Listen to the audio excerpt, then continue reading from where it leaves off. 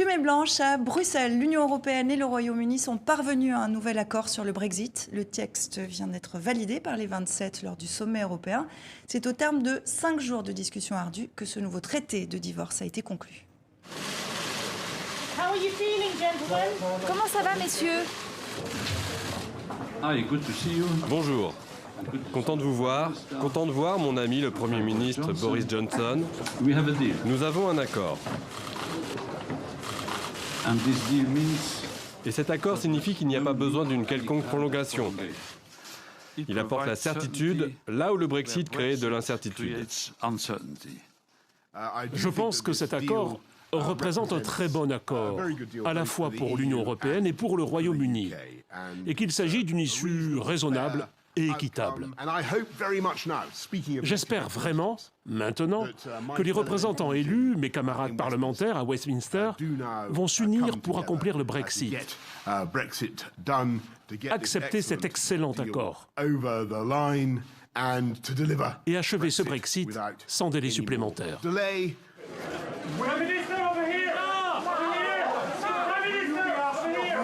Démarrer cette discussion, je vous rappelle qu'une chaîne de télévision garantie sans Brexit a vu le jour cette semaine au Royaume-Uni. L'antenne de Sky News, c'est dire si la question saoule les Britanniques et pas que, on n'en veut plus. Pourtant, elle est cruciale, c'est bien pour ça qu'on va en parler aujourd'hui. Je vous propose donc qu'on soit le plus didactique possible pour ne pas perdre nos téléspectateurs. On a un accord, mais est-ce qu'on a un Brexit, Virginie ?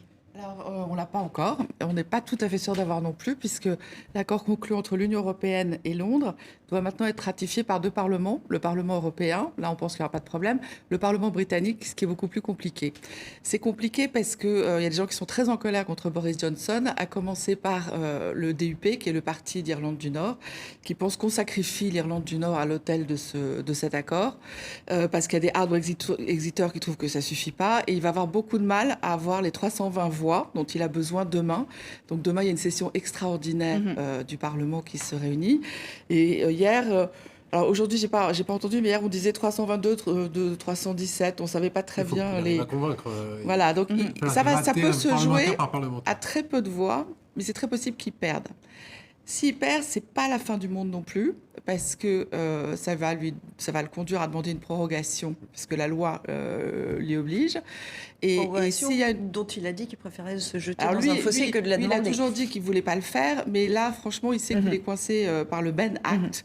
Le Parlement l'oblige à demander prorogation s'il n'y a pas d'accord, et auquel cas, il pourra le faire en demandant de nouvelles élections qui peuvent être à son avantage. On va reprendre tout ça point par point, détailler tout ça. Tiens, je vous vois rire.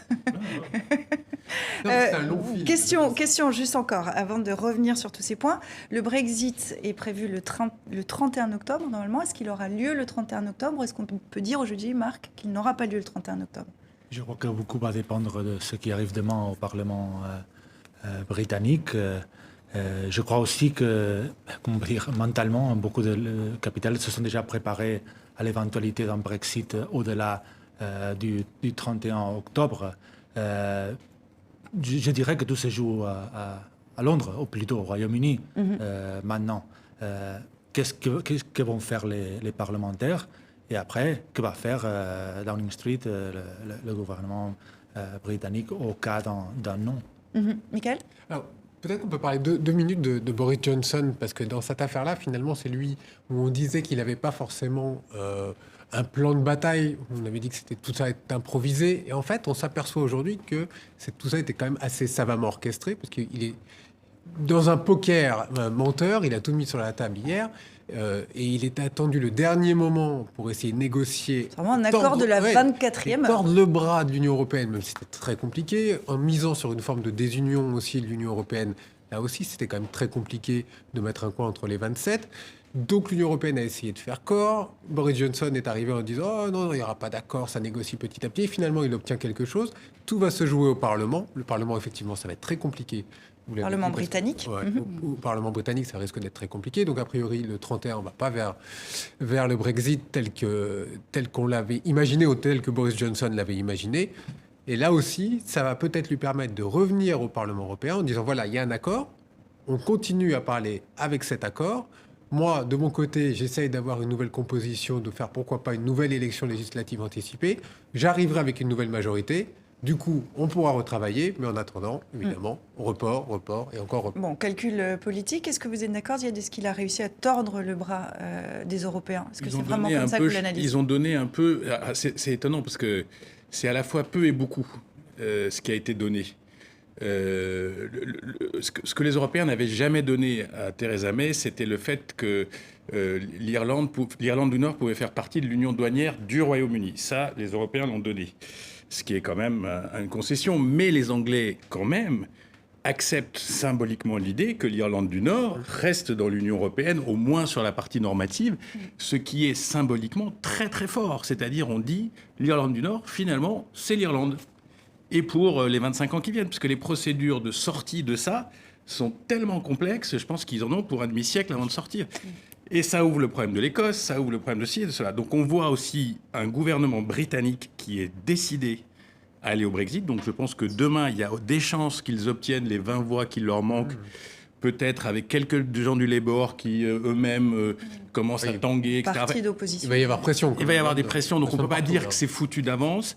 Ça peut se faire demain, mais je pense que sur le plan des traces de fond, tout est maintenant écrit. C'est-à-dire l'Irlande sera un seul territoire commercial, le Royaume-Uni va sortir de l'Union européenne.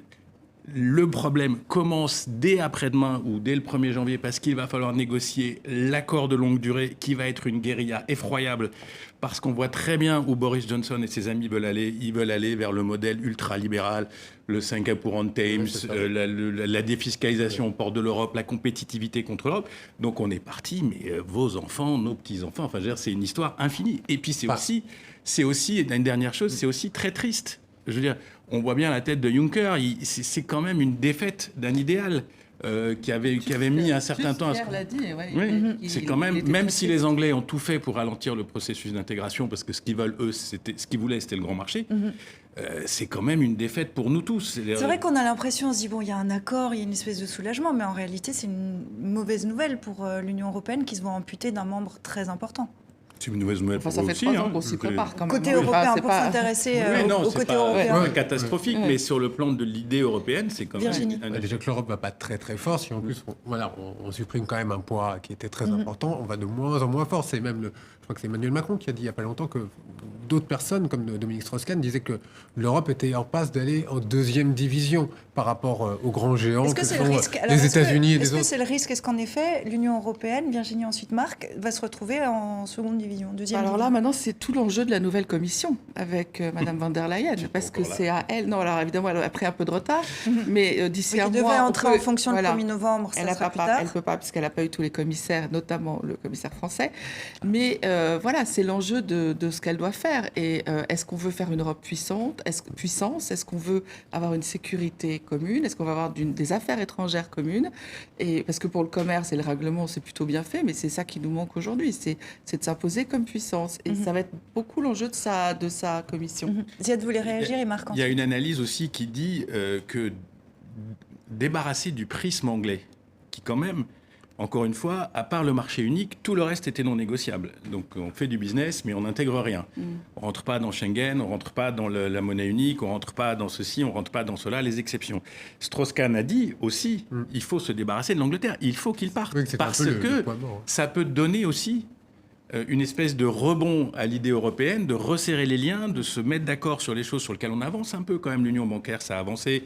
Il y a des choses qui avancent. Et peut-être que sans cette espèce de tragédie brexitienne qui occupe tout le monde depuis 3-4 ans, on ira peut-être un peu plus vite. La preuve de ces 3 années de discussion, c'est que l'Union fait la force. Je crois qu'une très bonne nouvelle qu'on a vue, il y a eu une mauvaise nouvelle, mais la mauvaise nouvelle, c'était il y a 3 ans, le référendum. Je crois qu'il y a une bonne nouvelle. Finalement, on finit avec cette histoire, on espère, de la négociation du Brexit. On veut tourner la page. Mais il y a une très bonne nouvelle, et c'est que le Brexit n'a pas créé un précédent dans l'Union européenne. Personne n'a dit on va imiter les Britanniques. Au contraire. C'est même le contraire, Notre en jour, réalité. Salvini disait nous sommes Salvini très a contents dit, avec l'euro. Il faut garder l'euro. Il n'y a plus. Je ne sais pas si vous avez remarqué, le mot eurosceptique, on le prononce de moins en moins. Il n'y a plus d'eurosceptiques. Même les europhobes, l'extrême droite, Orban, ils veulent être en Europe. Ils ne veulent pas partir de l'Europe. C'est les opinions publiques aussi qui vont dans ce sens-là, dans le Les sens sondage Catalans, d'opinion, c'est ce que... les Alors, les Catalans, on ils va veulent on va en parler dans Ils veulent un plus être instant. dans Les Catalans l'Espagne, veulent plus être dans l'Espagne, l'Europe. ils veulent dans l'Europe. Ziad parlait Mais- tout à l'heure de quelque chose d'important, c'est on va voir les conséquences de l'après-Brexit le jour où il arrivera. Mais c'est vrai qu'on parlait des Écossais, on parlait du Pays de Galles, par exemple. Les Ça va Écossais qui, eux, renforcer- pourraient se diriger vers une Voilà, parce indépendance. que de fait, ils ne seront plus dans l'Union européenne telle qu'ils l'ont connue jusqu'à présent. Et ça va peut-être renforcer ce côté indépendantiste. Il y a une inégalité de fait maintenant Exactement, entre avec eux et l'Irlande. l'Irlande du Nord, Et puisque l'Irlande du les Nord. Irlandes du Pourquoi Nord eux et ils pas seront nous toujours de facto Pourquoi eux, pas nous dans l'Union européenne. Et les autres, ils seront plus dans l'Union européenne. Donc moi, je pense qu'ils vont vers du tangage. Enfin, je veux dire, il n'y a Avec pas de les fumée, Écossais. il y a pas de fumée sans feu. Il va y avoir un tangage britannique assez fort quand même. Si on essaie de... Parce qu'on voit qu'il y a...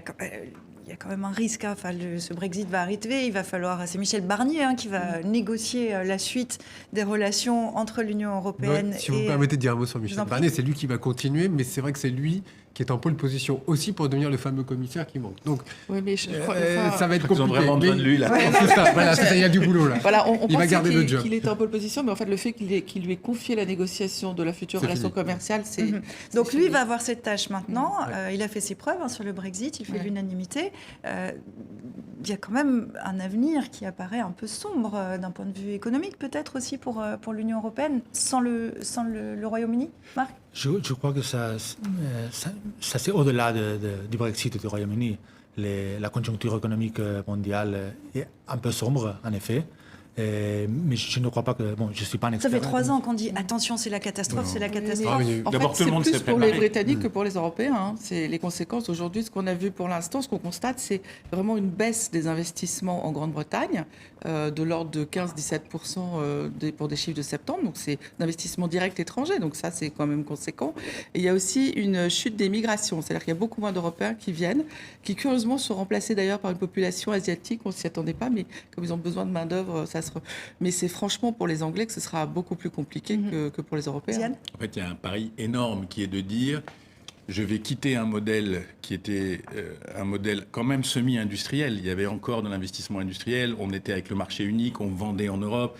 Les Japonais investissent en Angleterre parce que l'Angleterre peut vendre les voitures à Paris. On quitte ce modèle pour aller vers quelque chose de flamboyant. Le navire de la reine va reprendre les océans. On va faire du commerce, on va faire du service, on va attirer l'argent. Tout le monde sait que c'est crade, hein. Quand on attire l'argent, on est forcément dans des... Enfin, je veux dire, on rentre dans une économie totalement financiarisée et ça va être à nos portes. C'est pour ça que je dis, le vrai job maintenant de Barnier, etc., c'est comment faire en sorte de dealer quelque chose qui ne met pas aux portes de l'Europe l'anti-modèle. Et puis, ils ont un deuxième problème, c'est qu'il faut que leur société résiste à ça.